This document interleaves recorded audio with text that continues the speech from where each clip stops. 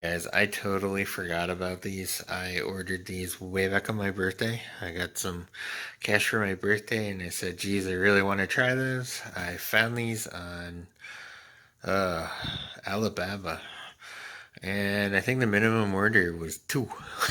So I bought them. They were $18 a piece. I don't believe there was any shipping. There's one back here too.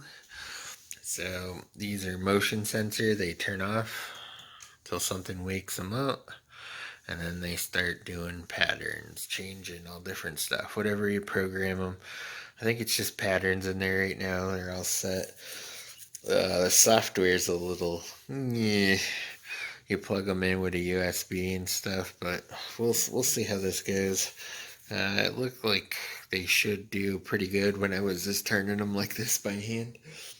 So we'll take these out tonight and see if we can get some cool looking patterns in the wheels.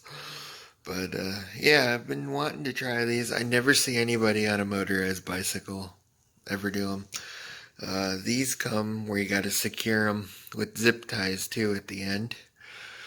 So, and then it's got the little clamp that goes around the hub. So I like that because a lot of them were free floating. So these have supposedly good reviews. We'll see.